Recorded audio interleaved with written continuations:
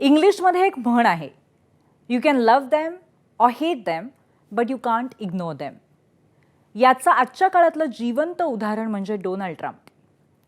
Social media वापर करून महत्त्वाचे निर्णय जाहीर करणारे, अति थेट किंवा अति आक्रमक शब्दात बोलणारे, अचानक मोठे निर्णय घेऊन अंमलात आणणारे, वाऱ्याच्या झुळकीबरोबर आपलं विधान बदलणारे, शिवाय ग्राउंड रियालिटीच्या विपरीत माहिती देणारे डोनाल्ड ट्रम्प हे अनेकांना अत्यंत बेभरवशी किंवा अविश्वसनीय वाटू शकतात. पण आश्चर्याची गोष्ट ही आहे की त्यांच्या या स्टाईलमुळे समर्थकांना मात्र ते फार आवडतात. अगदी अलीकडच्या उदाहरणाने सुरुवात करूया.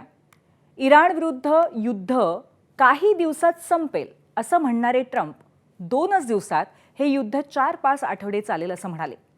परवा तर त्यांनी आम्ही युद्ध जिंकलं असं जाहीरही करून टाकलं. पण त्याच वेळी CIA या अमेरिकेच्या गुप्तहेर यंत्रणेनं इराणचं नवं सरकार एकसंध आहे आणि इतक्यात तरी त्याची घडी मोडणं शक्य नाही असं सांगितलं. आणि ट्रम्प यांना घरचाच फॅक्ट चेक मिळाला. काल पुन्हा एकदा त्यांनी युद्ध लवकरच संपेल असं म्हणत इराणच्या बर्बादीचा पाढा वाचला.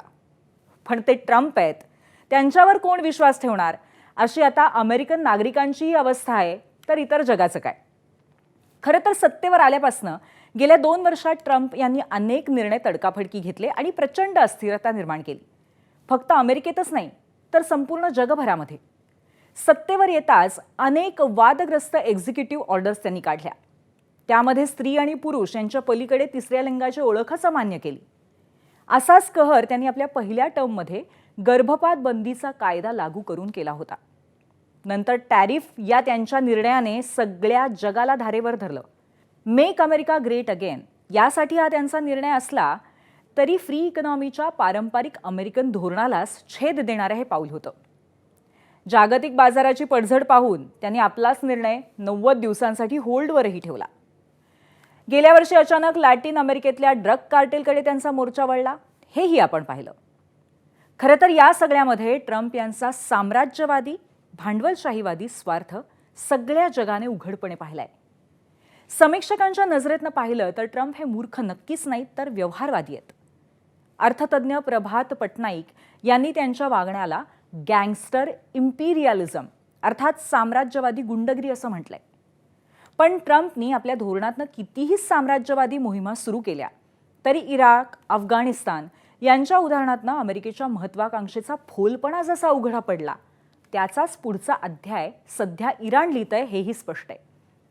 अगदी मेक अमेरिका ग्रेट अगेन असं म्हणत आपल्या प्रभावाखालच्या राज्यांना आर्थिक मंडलिक बनवण्याचा ट्रम्प यांचा प्लॅनही या युद्धामुळे फोल ठरण्याचीच लक्षणं आहेत.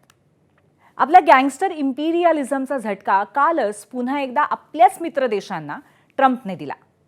होर्मुझच्या समुद्रधुनीवर गस्त घालण्यासाठी ट्रम्पने नाटो राष्ट्रांची मदत मागितली आणि Australia, Italy, France, Japan, Spain या देशांनी त्यांना सपशेल ठेंगा दाखवला. तर UK आणि साऊथ कोरियाने विल लेट यू नो असं अधांतरी नॉन कमिटल उत्तर दिलं. पण सध्या इराणबरोबरच्या युद्धात मात्र ट्रम्प अडकित्त्यात सापडल्यासारखं झालंय. या युद्धामध्ये अमेरिकाच बलाढ्य आहे आणि इस्रायल अमेरिका मिळून इराणचं तख्त सहज पालटतील असं वाटलं होतं खरं. पण इराण निकराने लढतंय. आखाती देशातल्या तेलाच्या वाहतुकीवरती सत्ता गाजवतंय आणि त्यामुळे जागतिक अर्थव्यवस्था हेलकावे खायला लागली आहे. अनेक देश तेलासाठी पुन्हा रशियाकडे वळत आहेत. सगळेच बलाढ्य देश नाराज आहेत आणि ट्रम्पच्या दिशेने बोटं दाखवत आहेत. आणि त्यामुळेच काही दिवसांपूर्वी इस्लामिक रिव्होल्युशनरी गार्ड कॉर्प या सो कॉल्ड जागतिक विलनचा नायनाट करून वैश्विक हिरो बनू पाहणारे ट्रम्प आता चांगलेच अडकलेत. कारण अमेरिकन फॅन्स त्यांना अजूनही डोक्यावरती घेत असले तरी जगासाठी आता इराण विलन नाही तर साम्राज्यवादी गुंडाचा व्हिक्टिम ठरण्याच्या वाटेवर आहे.